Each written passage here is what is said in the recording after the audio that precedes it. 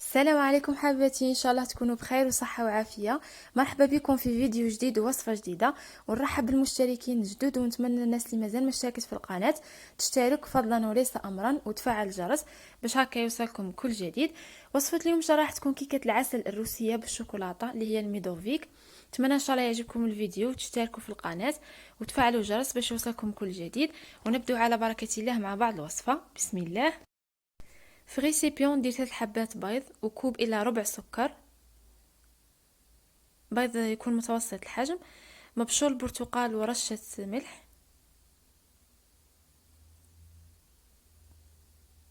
نخلط حتى تذوب حبيبات السكر. في البداية نخلط هكا بالفوي ومن بعد ندير حمام مائي.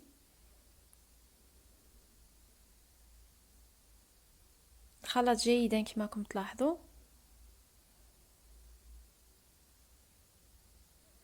نضيف 100 غرام زبدة تكون طرية بدرجة حرارة الغرفة،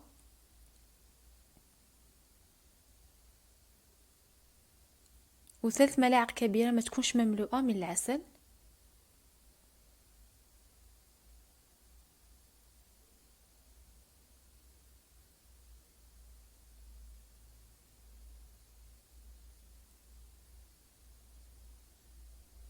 ندير خليط فوق حمام مائي حتى تذوب الزبدة والعسل وتمتزج جميع المكونات.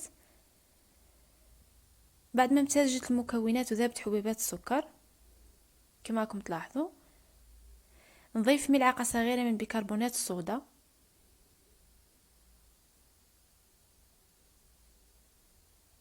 ونخلط.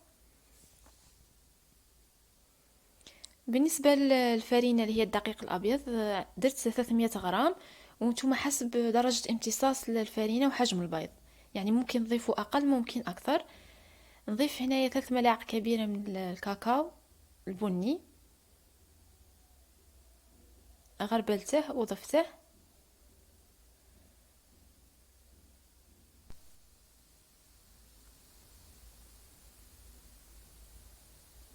نخلط جيدا، العجينة تكون طرية، ما تضيفوش الفرينة على دفعة واحدة، ضيفوها على دفعات.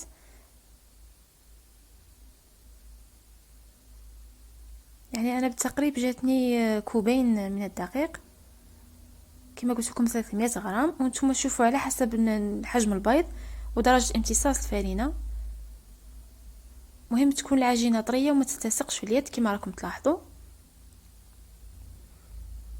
نشكل هنايا حربوش ونقسم العجينة الى 10 كريات.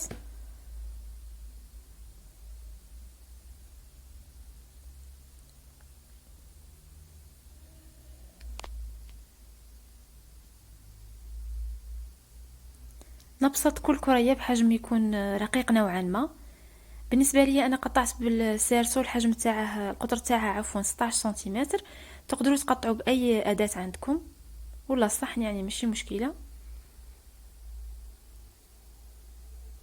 هذه الزوائد راح نستخدمها، ما نرميهاش. هذا هو القطر. نواصل بهذا الشكل مع جميع الكريات. كما قلت لكم درت 10 كريات. هنايا ملاحظه تقطع لي لا فيديو قبل ما تدخلوها للفور. نسخنوا الفرن على 165 درجه وثقبوا بعد ما بسطتوا الكريات ثقبوها قبل ما تدخلوها للفور. بالنسبه للطهي 8 دقائق من الاسفل وشعلوا ليها 5 دقائق من الاعلى. بعد ما يطيبوا الطبقات هنايا بالنسبه للكريمه تبقات لي كريمه من لا فيديو السابق، الوصفه السابقه كنت خدمت معاكم كيكه الفراوله، كانت متبقيت لي الكريمه. ضفت عليها 50 غرام حتى 80 غرام من مبشور جوز الهند وملعقه كبيره من الفانيليا. راح نخليكم في الاسفل وصفه الكريم ديبلومات اللي تقدروا تحشوا بها الميدوفيك. هنايا نحشي الطبقات بالكريمه كما لاحظتوا. حبيت نسرع عليكم لا فيديو باش ما يجيكمش طويل. كريمه تجي بزاف بنينه وهايله. راح اخليكم الوصفه اسفل الفيديو بالنسبه للكريمه هذه والكريم دبلومات اللي كنت خدمت بها مسبقا كيكه العسل الروسيه.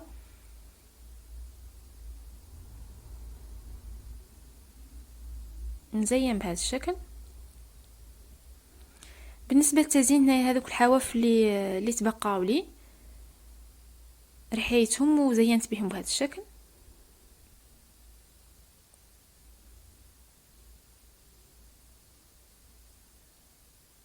وصفه سريعه وسهله وتجي بزاف بنينه.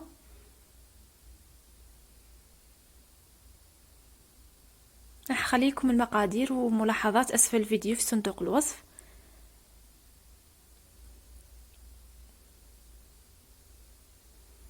هنايا بعد ما زينتها دخلتها الثلاجة نصف ساعة. بالنسبة للتزيين زينت بالشوكولاتة، استخدمت هذا المول سيليكون، مول الشهدة. تزيين اختياري كما تحبوا، تقدروا تخلوها كما راهي. ذوبت الشوكولاتة البيضاء والشوكولاتة بالحليب ودرتها هكا تدريجات.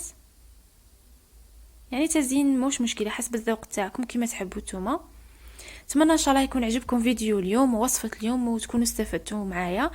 واذا عجبكم لا فيديو نتمنى تشتركوا في القناة وتفعلوا الجرس باش يوصلكم كل جديد. والى اللقاء ان شاء الله في فيديو جديد ووصفة جديدة ان شاء الله.